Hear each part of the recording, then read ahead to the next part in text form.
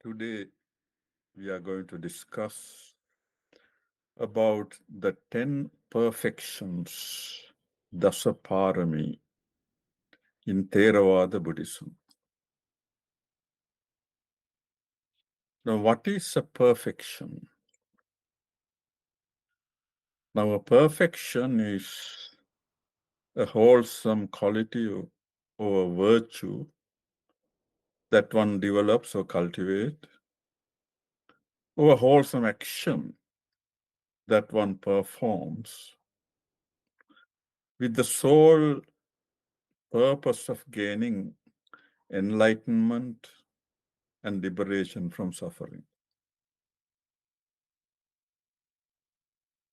When one develops a virtuous quality or performs a wholesome action, they shouldn't be associated with any negative mental factors such as craving, conceit, or wrong views. They should be associated with positive mental qualities like wisdom and compassion. And one should also not perform any wholesome action expecting any worldly benefits. If one is done with the expectation of any worldly benefit, it's not a perfection because that will continue one's existence in the cycle of birth and death. And the purpose of cultivating perfection is to help one to escape from existence and gain enlightenment. At the time of a previous Samma Sambuddha called Deepankar, our Lord Gautama Buddha was born into a very rich Brahmin family. He was the only son, and his name was Sumedha.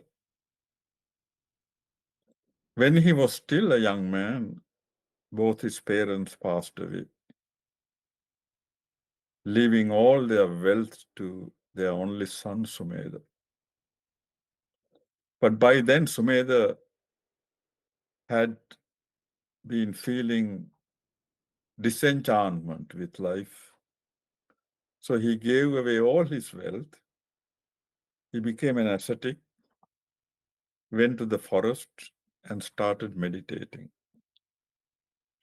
And through meditation, he advanced and gained higher states of concentration called jhanas, associated with numerous supernormal powers. Now, during that birth, Sumedha had the potential to gain enlightenment as an arahant and attain the state of Nibbana. But when he once met Deepankara Buddha, and he saw through great compassion, the Buddha was teaching the doctrine and the path of liberation from suffering to others, he changed his mind. He also made a decision that in a future life, he also wanted to become a Samma Sambuddha and help the other people to gain enlightenment and liberate from their suffering. So he made a strong vow to be a future Samma Sambuddha. And when he informed about his decision to Deepankara Buddha, the Buddha confirmed that in a future life, Sumedha will become a Samma Sambuddha named Gautama. Now, having made the vow to be a future Samma Sambuddha, Sumedha reflected in his mind what sort of qualities should one develop in order to become a Samma Sambuddha? And he saw 10 particular positive qualities. And they are the 10 perfections.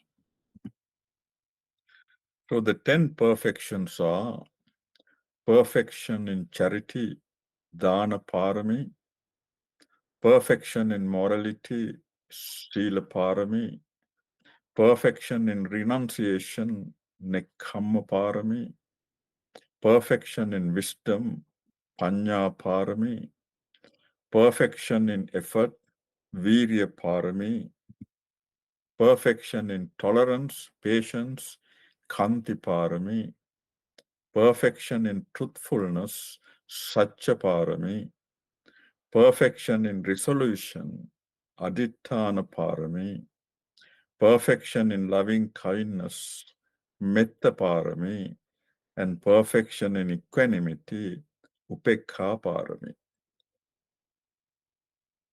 Now, the first perfection is perfection in charity, dana parami. And charity is giving something that belongs to oneself selflessly to others for their welfare, nothing expected in return. When one gives away something in charity, the qualities of whoever receives that are irrelevant. And one should not also expect to gain any worldly benefit from that act. The only motive in giving charity should be to practice renunciation and letting go, so that one can purify one's mind and eventually attain the final liberation, the state of Nibbana. Now, our Bodhisattva, the Buddha aspirant, charity included giving away material gifts and also giving away his wife and children, his body parts, and even his life. Now, act of charity can help to develop the other 9 perfections as well. Now, Buddha appreciated the quality of charity very much. So whenever the Buddha gave a sermon to a new audience, he always began his sermon describing the benefits of charity. The gifts that one could give away in charity can be divided into 3 groups. Firstly, giving away material things as gifts, amisadana. Secondly, giving the gift of fearlessness, abedana. And that is through one's ethical, moral, and virtuous behavior, other living beings are allowed to live in safety. And the third group of gifts is the gift of the teaching, the Buddhist doctrine, to others, either through giving discourses or discussing the Buddha's teaching with others for their benefit. And Buddha said this gift of Dhamma is the foremost gift. And of course, one could also donate one's time, attention, listening, providing care, giving respect to others, or sharing one's knowledge and skills. And they all belong to charitable actions. Now, the second perfection is perfection in morality, sila parami. Now, morality, ethical or virtuous behavior, is to avoid unskillful or unwholesome bodily and verbal actions and to engage in skillful and wholesome actions.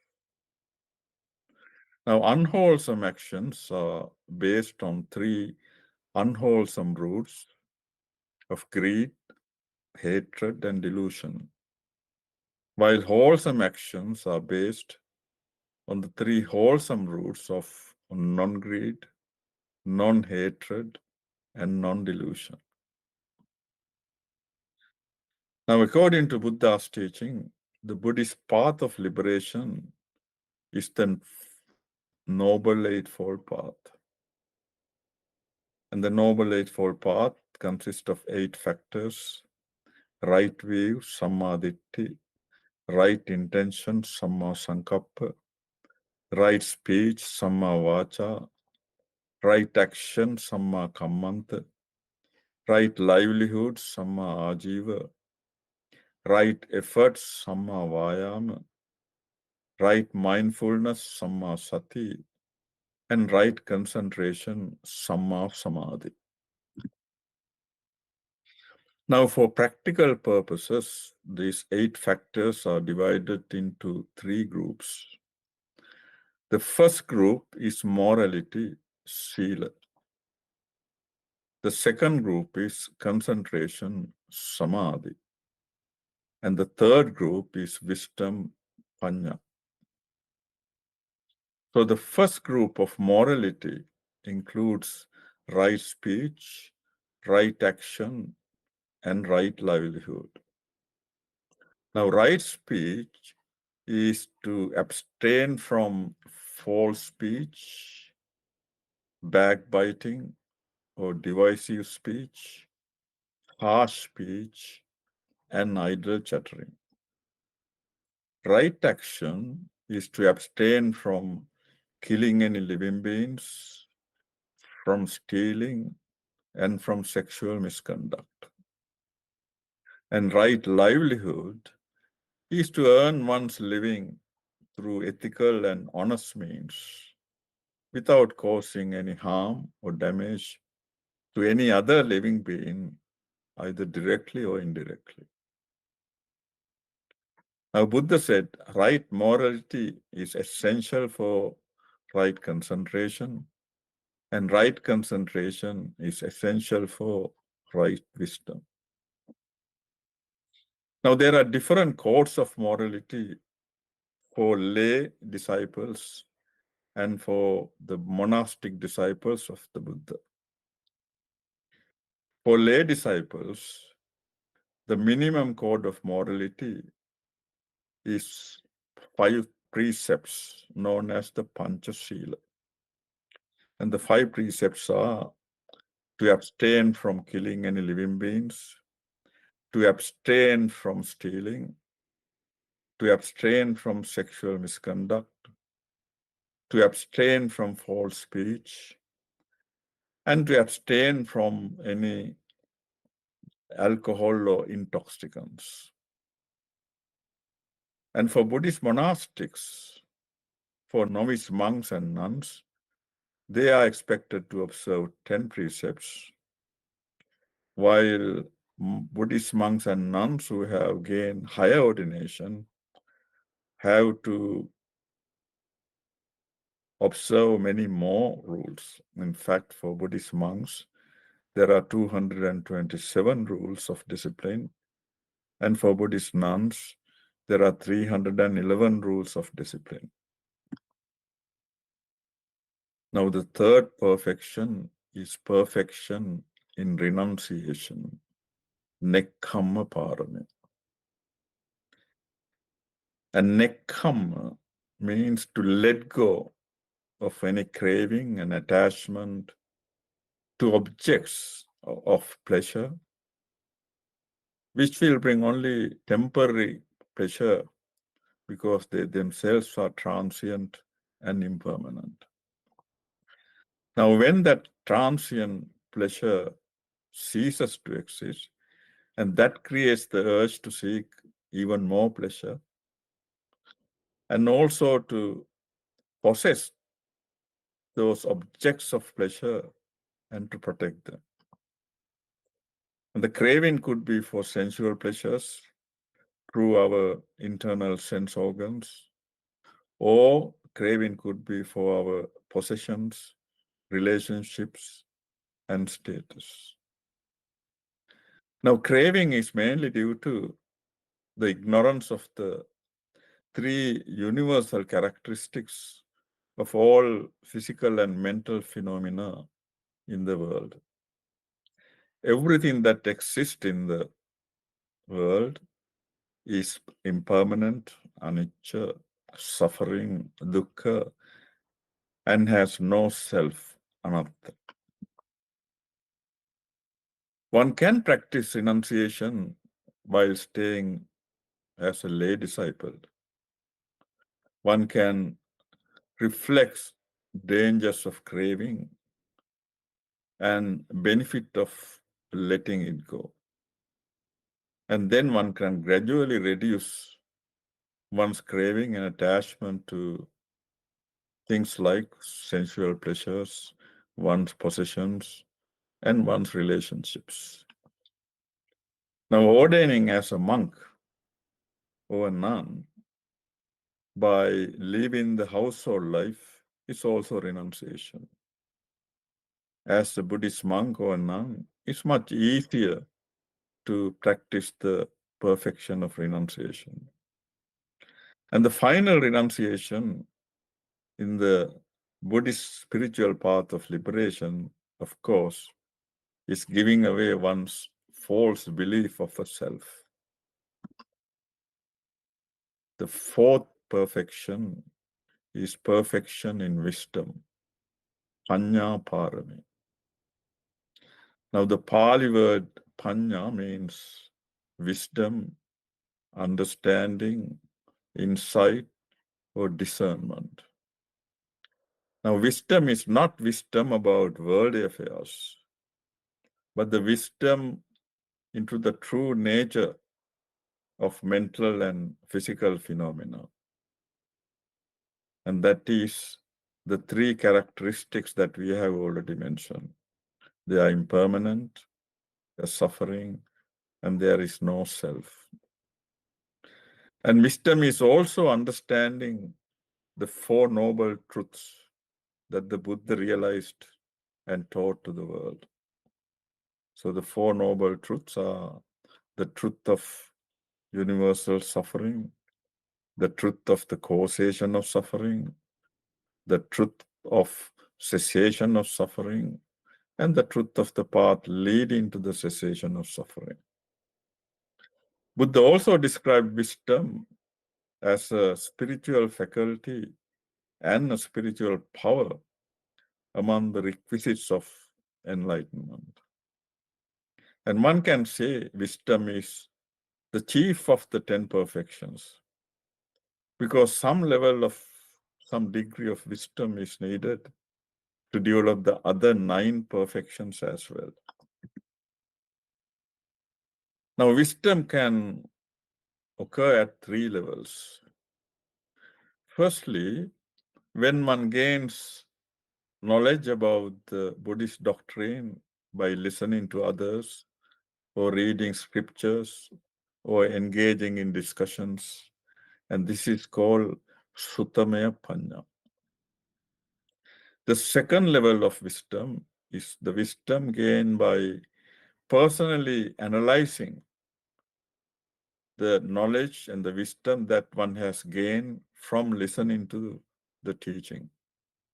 And this is Chintamaya Panya. And the final level of wisdom is the penetrating insight that one gains by direct experience through meditation.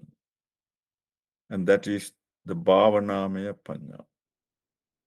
And this Bhavanamaya Panya that one gains through direct experience is the best, because that is the true wisdom that helps one to eradicate suffering and attain the state of Nibbana. The fifth perfection is perfection in effort, virya parami. The Buddha has described 4 types of right effort, and they are making an effort to prevent the development of unwholesome mental states that have not yet arisen, making an effort to abandon any unwholesome mental states that have already arisen, making an effort to develop and cultivate unarisen wholesome mental states, and making an effort to maintain the wholesome mental states that have already arisen. And during one's spiritual journey towards Nibbana, effort is needed right from the beginning with regard to every wholesome action that one performs in order to gain enlightenment. So, with regard to every action, effort is required to begin action, and that is aramba dhatu virya. Then effort is needed to sustain an action in spite of any obstacles that one faces, and that is nikkama dhatu virya. An effort also required to continue an act till its completion of, and that is parakkama dhatu virya. Now, the sixth perfection is perfection in tolerance, patience, kanti parami. Now, this perfection is also described as patience, endurance, forbearance, and forgiveness. One needs to develop the ability to tolerate any discomfort, pain, and suffering caused by the others through their speech, through their behavior, and through mistakes and shortcomings without reacting to them with any resentment, anger, hatred, or aversion. And one needs to develop the ability to tolerate any discomforts when one meditates, such as heat, cold, noise, bodily discomfort, and all types of aches and pains in the body. Because tolerance to those factors is needed if one needs to develop good concentration. And good concentration of the mind is needed to develop wisdom. The seventh perfection is perfection in truthfulness, satya parami. And this perfection includes 3 aspects. Firstly, to abstain from telling lies. Secondly, to speak only the truth for the benefit of oneself and others. And thirdly, to maintain the virtue of honesty by keeping one's promises to others. And as we know, the fourth of the 5 precepts is to abstain from false speech. And it's also one of the 4 aspects of right speech in the Noble Eightfold Path. Now, false speech or lying is a very powerful and strong, unwholesome action. Buddha once said, one who is not ashamed to tell lies is quite capable of breaking any of the other precepts of morality as well. So, truthfulness can help to develop the other precepts of morality as well. Now, maintaining truthfulness in the society is not easy, and it can lead to several negative consequences, even a threat to one's own life. So one needs to courage, determination, and energy to maintain one's truthfulness. Reflecting on drawbacks of telling lies and benefits of speaking the truth can help. And one can also reflect on those who develop truthfulness, even at the cost of their life, such as the Buddha and other Arahants. Eighth perfection is perfection in resolution, aditthana parami. Now, aditthana also means firm decision, solemn resolution, firm determination, vow, and strong will to carry out all the necessary wholesome activities that one has decided to do with the sole purpose of attaining enlightenment and liberation from suffering. A firm determination is needed even to carry out difficult tasks in one's day-to-day life. But one's spiritual journey will provide even great obstacles. So, a firm determination to carry out and cultivate one's path in spite of any obstacles is essential. And a firm determination is also required to develop the other perfections. Now, the firm determination made by ascetic Siddhartha before meditating under that tree in Bodh Gaya, India, is a good example to all the disciples. And the Buddha's solemn determination was, though only my skin, sinews, and bone may remain, and my blood and flesh may dry up and wither away, yet will I never move from this seat until I have attained full enlightenment. Now, one couldn't even observe the 5 precepts of morality without a firm resolution and determination. Because if one doesn't have a firm determination, the chances of giving up the practice of the Buddhist path of liberation is very high. One can reflect on the dangers of poor resolution and advantage of firm resolution, and also resolution of great personalities like the Buddha can also help for one to maintain and cultivate the perfection of resolution. Ninth perfection is perfection in loving kindness, metta parami. Now, metta means benevolence, friendliness, goodwill, loving kindness. And this loving does not mean love based on affection, craving, or attachment. The loving kindness here is altruistic love for all living beings, irrespective of who they are.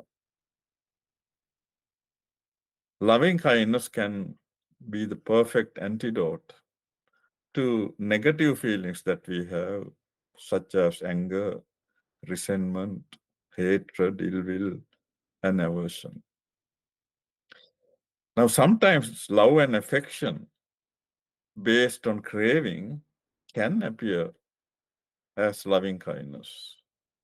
So one need to be always cautious to recognize the difference between loving kindness and that false loving kindness, and not to be deceived by that. Now, loving kindness can be practiced as loving kindness meditation, metta bhavana. Now, in loving kindness meditation, one sends unconditional loving kindness to all living beings, whether they are friendly, unfriendly, or neutral, expecting nothing in return. And the sole intention of sending loving kindness is to send altruistic love. Now, initially, one may find it difficult to send loving kindness to unfriendly people or to one's enemies. So, one may have to develop the perfection of tolerance first, which can help this.